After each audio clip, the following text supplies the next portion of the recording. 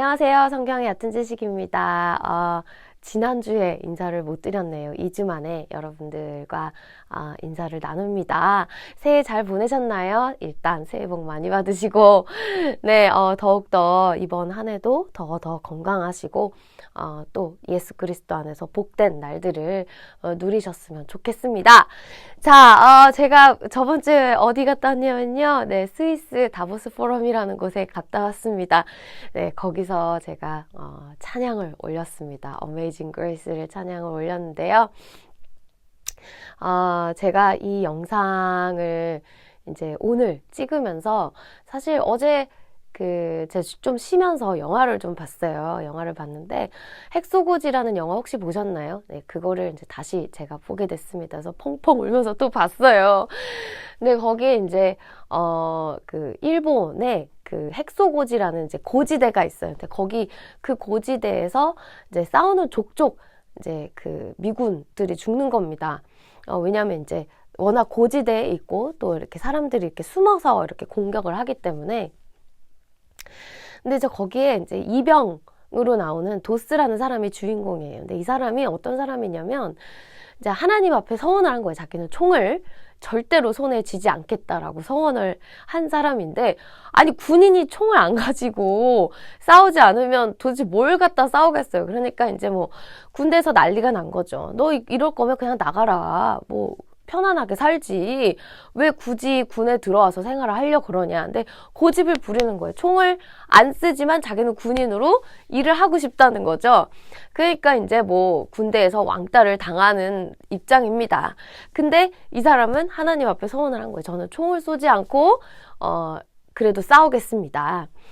그랬는데 그 핵소고지에서는 이제 뭐 여지없이 사람들이 죽으니까, 이제 군인들이 죽으니까 이제 막 후퇴를 계속해서 이제 병사가 32명인가 밖에 안 남아서 그 32명이 이제 내려왔는데, 그 도스 병사가 이제 그 위에서 내려오지 않고 이렇게 멍하니, 그러니까 그 사랑하는 동료가 이제 옆에서 죽은 거예요. 근데 그 동료의 시체를 붙들고 기도를 합니다.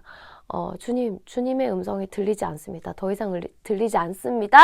하는 동시에 저 뒤에서 살려주세요! 라고 하는 외침이 들립니다. 그 외침을 듣고 그 도스 이병이 일어나서 그 사람을 이제 구하러 가는 겁니다. 그래서 실제 있었던 일을 바탕으로 그 영화를 만들었는데, 그 도스 이병이 밤새 구한 사람이 75명이었어요. 그래서 실제 이제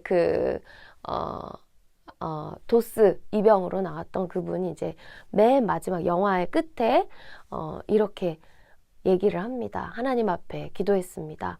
한 사람을 구하고 나서 또 다시 하나님 한 명만 더요. 한 명만 더요. 그래서 총도 없이 그 적진에서 죽어서 쓰러져 가는, 도움을 구하는 그 사람들을 75명이나 구했다는 그 이야기를 이제 영화화한 것이 바로 핵소고지입니다. 근데 제가 그걸 보면서 제가 느꼈던 것이요. 내가 이 영상을 찍는 이유다. 내가 노래하는 이유다. 내가 어느 곳을 가든, 어떤 곳을 가든, 여러분, 우리는 영적인 전쟁의 지대에 살고 있습니다. 사실 그곳이 어떤 곳이든, 잘 사는 곳이든 잘 못 사는 곳이든, 어떤 종류의 사람이 있든, 이 세상 어느 곳이든 사실 영적인 전쟁이 끔찍하고 참혹하게 일어나고 있는 곳이 바로 이 세상이고요. 우리가 크리스찬으로서 살아가고 있는데 우리는 적군인 사단과 모든 영혼들을 갈망하고 모든 영혼들을 빼앗으려고 오는 그런 사단과 전쟁을 하고 있는 상황이 바로 지금 우리들의 상황이라고 할 수 있습니다. 그래서 제가 노래하는 이유, 제가 어느 곳에를 가든 그 사람이 어떤 사람이든지 간에 사실 하나님은 그들의 그 부르짖음과 음성을 들으시고 그 사람을 하나님의 종들을 보내셔서 어떻게 해서든 주 예수 그리스도의 복음으로 구원하게 하시고 일으키려고 하시는 하나님의 뜻을 수행하는 것이 제가 해야 될 일이 아닌가. 또 이것을 보는 많은 분들이 주님의 부르심을 얻고 달려가는 그 이유는 하나님께서 그 사랑하시는 그 영혼들이 부르짖음으로 나 살려주세요 하는 그 부르짖음을 듣고 가는 것이 아닌가. 그래서 제가 이 영상을 찍고 또 뭐 음악을 만들어내고 또 어떤 공연장에 가서 노래를 하는 모든 가장 중요한 이유는 그 자리에 한 명이라도 하나님께 부르짖는, 하나님 나 살려주세요. 난 지금 희망이 없어요. 저를 구원해 주세요.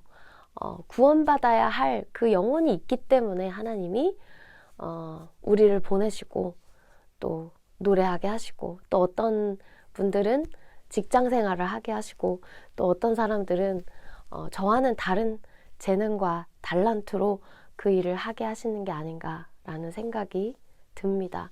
그래서 어저께 이렇게 펑펑 울어가지고 좀 눈이 부었어요.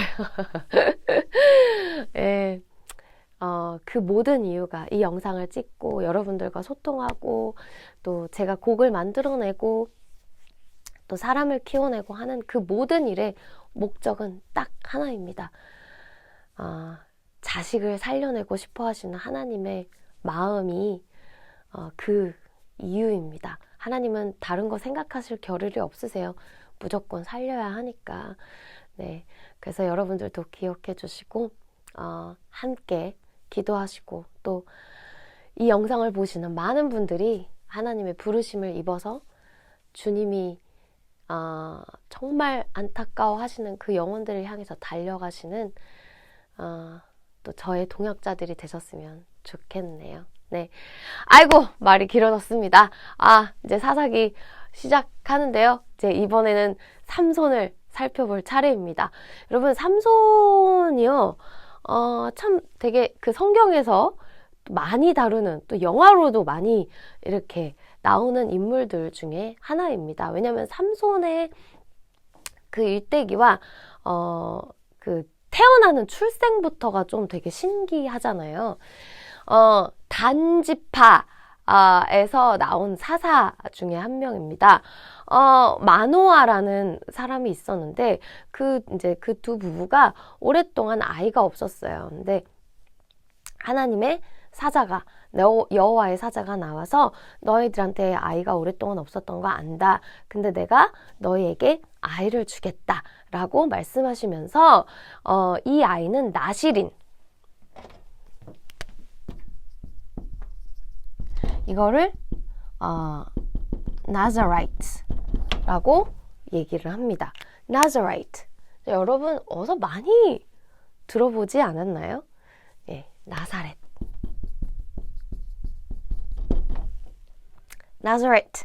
나사렛과 비슷한 말이라고 할 수가 있죠. 자, 예수님을 지칭할 때 우리가 뭐라고 지칭을 하죠? 나사렛 예수라고 합니다. 그래서 그 나사렛 예수라고 지칭을 하는 그 복음서에는요, 나사렛 사람이라고 하기 위해서 이렇게 나셨다라고 말씀을 하십니다. 그 성경에서 말하고 있는 것을 볼 수가 있어요. 근데 그것처럼 이 나실인, 그러니까 율법서에서도 나실인에 대한 어떤 규칙과 또 이제 제도가 나오는데요. 여기서 이제 이 여호와의 사자가 마노아라는 사람한테 나타나서 이 삼손이라는 사람은 나실인이다.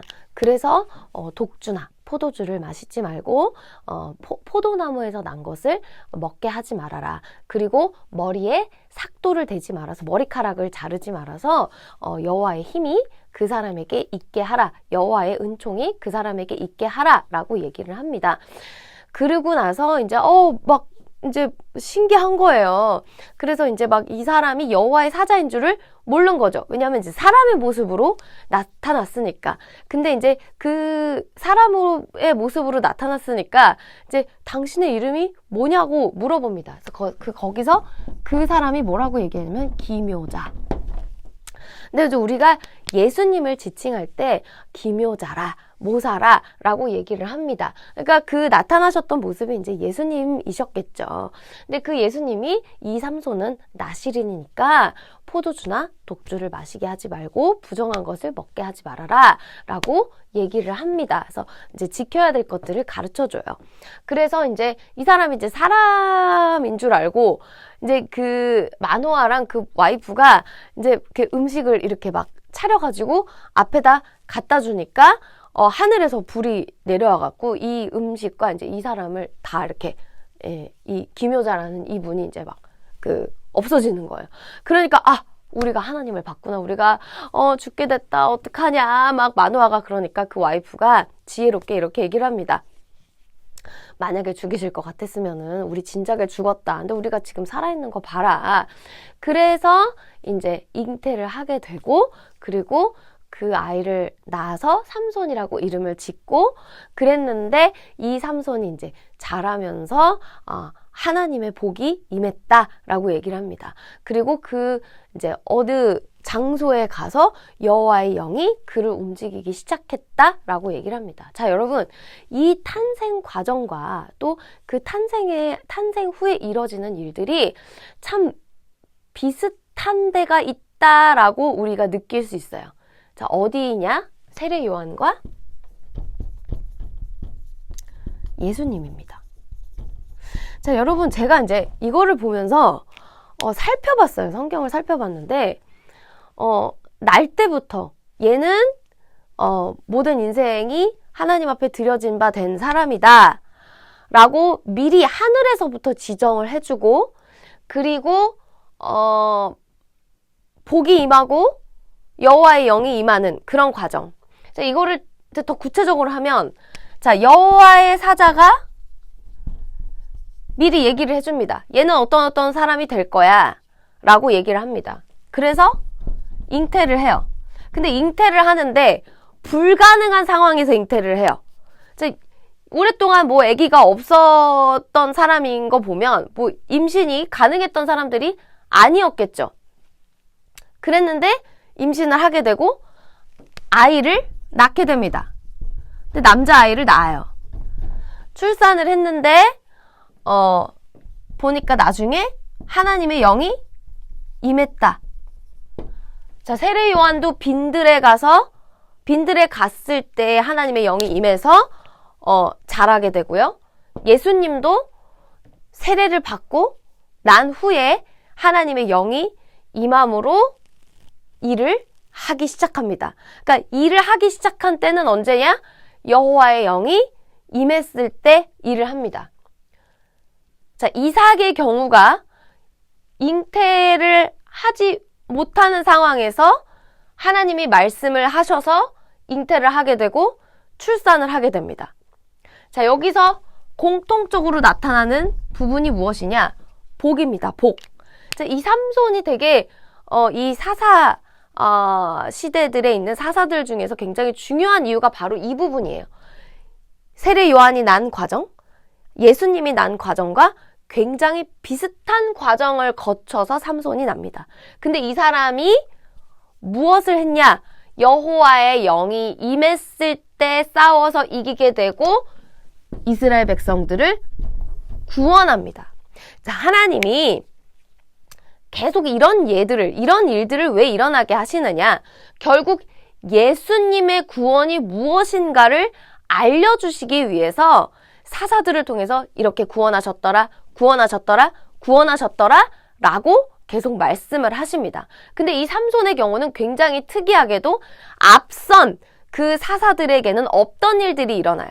앞선 사사들에게는 하나님의 사자가 미리 와가지고 내가 너를 잉태를 이렇게 하게 해서 앞으로 이런 사람이 될 건데 뭘 조심하고 라고 하는 얘기들을 한 적이 없어요. 근데 삼손이 처음으로 그렇게 그 하나님의 사자가 나타나서 미리 얘기를 해주고 나시린으로서 복을 입어가지고 이렇게 됐다. 근데 이 복의 개념이 사실 처음에 나타난 복의 개념이 어디죠?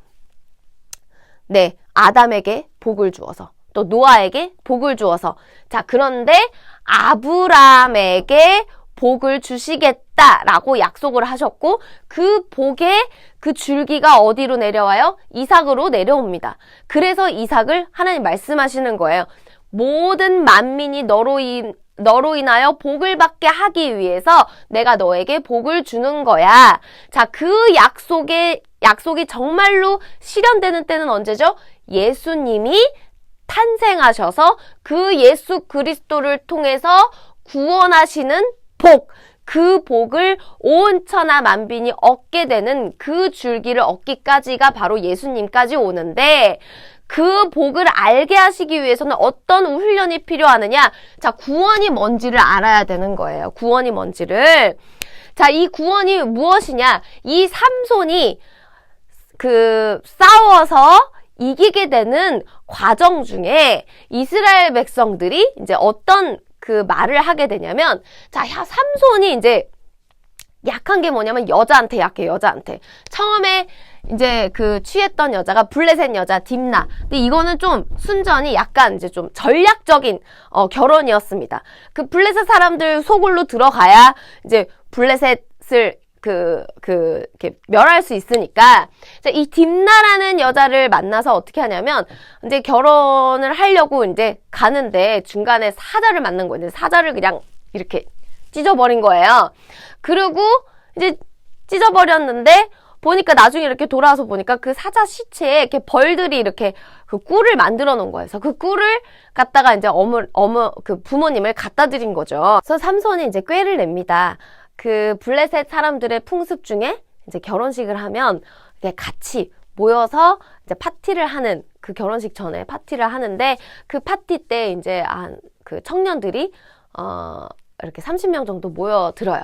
그러니까 뭐 블레셋을 칠 어떤 명분을 만들기 위해서 수수께끼를 냅니다. 근데 그 수수께끼가 뭐냐면 강한 것에서 단 것이 나오는데 이게 뭐냐라고 이제 맞춰봐라. 그러니까는 이제 사자에서 이제 벌꿀이 나오는 얘기를 하는 거겠죠. 그랬는데 그거를 맞출 리가 있나. 그러니까 이제 아무리 생각해도 모르겠으니까 이 딥나라는 이 여자를 이제 괴롭힌 거예요. 너 빨리 좀 알아내라. 네 남편한테 남편 들들들들 볶아서 좀 얘기를 해라. 그랬는데 이제 삼손이 여자한테 약해. 그래갖고 이 딥나한테 그거를 토설을 해버리고 말아요. 자, 삼손이 거기에 이제 성경에 뭐라고 나오냐면 여호와의 영이 갑자기 임해서 그 30명을 죽였다고 얘기를 합니다. 그러니까 너네들이 내 와이프를 괴롭히지 않았었으면 어떻게 그 수수께끼의 답을 알아낼 수 있었겠어? 라고 얘기를 하면서 그 30명을 죽어요. 참 우리가 삼손을 보면 참 이해가 안 가는 부분들이 참 많아요. 그러니까 근데 성경은 또 여호와의 영이 갑자기 임해서 그 일을 행했다라고 얘기를 합니다. 자, 이게 죽여도 이제 갑자기 막 죽이고, 그리고 막 힘이 엄청난 센 사람이에요. 여우 300마리를 가져다가 그 꼬리를 엮어가지고 막 횃불로 만들어가지고 이제 막 선멸을 시키고 막 이러는 일들이 막 일어나요. 막 원수를 갚고 뭐 어쩌고 막 이런 일들이 막 일어납니다. 근데 매번 그렇게 할 때마다 여호와의 영이 임했더니 여호와의 영이 갑자기 임함에 이 사람이 이렇게 되었다라고 얘기를 합니다. 그러니까 하나님의 구원하시는 방식이 때로는 우리한테 이제 이해가 안 되는 부분들이 있을 수도 있다라는 생각이 들었어요. 근데 그때 그런 방법이 아니었었으면 이 블레셋 사람들을 어떻게 할 수 없었을 거라는 생각도 들기는 해요. 근데 하여튼 모든 게 정말 약간 충동적이고 뭔가 지혜가 부족하고 그리고 여자한테 너무 약하고, 그러니까 사실 생각해보니까 포도주나 독주를 조심하라고 얘기를 했지 머리 삭도 되는 거를 조심하라고 했지 여자를 조심하라고 하는 말은 없었던 것 같아요. 그래서 그랬나? 뭐 그런지도 모르겠지만 하여튼 삼손이 이제 인생에서 딥나라는 이 여자하고 또 이제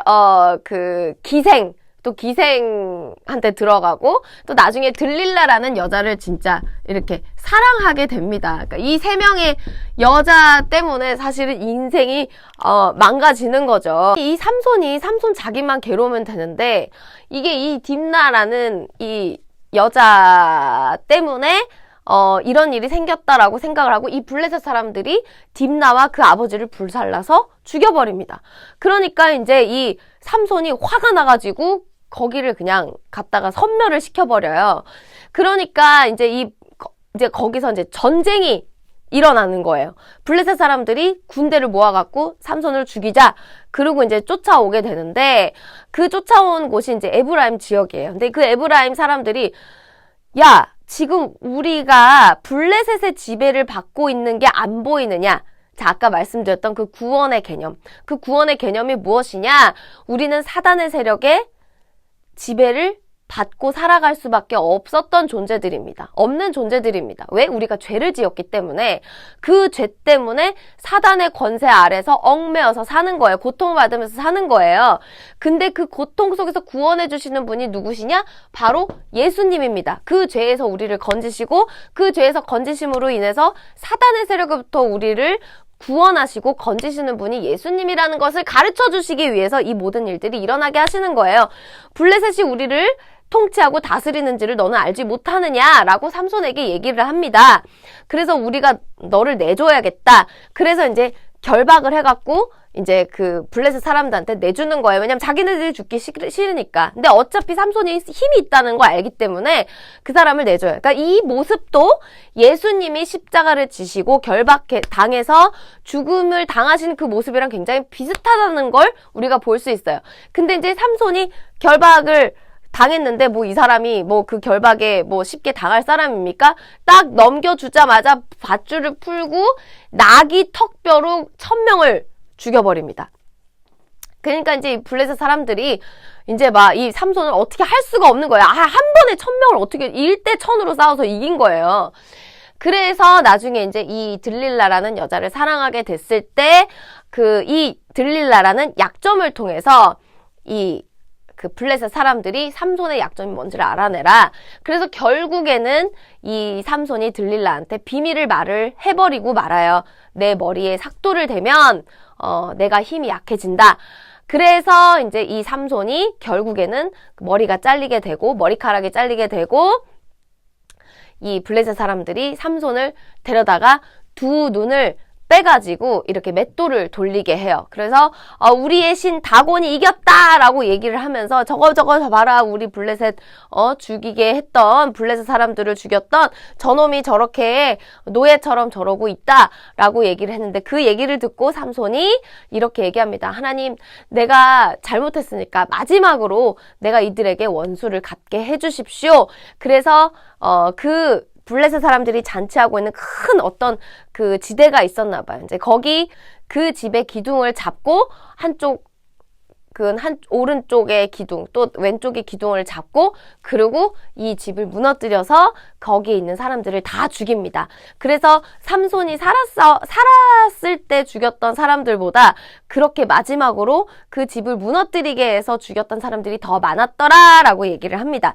자, 여기서 원수를 갚는다라는 그런 표현은 자, 우리가 영적으로 해석할 수 있어요. 자, 우리의 원수가 누구죠? 우리로 죄를 짓게 했던 뱀의 세력, 사단의 세력, 그 세력을 완전히 섬멸하시고 그 발 아래 두셨던 분이 바로 예수 그리스도라는 것을 보여주시기 위한 어떤 하나의 예표적인 모습이 바로 삼손의 모습이라는 것을 알 수 있습니다. 하지만 삼손은 실패했죠. 삼손은 예수님처럼 그렇게 예수님은 완벽하게 흠이 없이 정말 나시린으로서 우리를 위해서 목숨을 던지시고 십자가로 인해서 우리를 구원하셨던 그런 분이십니다. 하지만 삼손은 또 사람이잖아요. 그러니까 하나님이 이 삼손의 모습을 통해서 보여주시는 또 한 가지 우리를 구원하실 분은 오직 예수 그리스도의 이름 외에는 없다는 것을 보여주시는 장면 중에 하나가 바로 이 장면이라는 것을 우리가 알 수가 있습니다. 자, 오늘 삼손 이야기 다뤄봤는데요.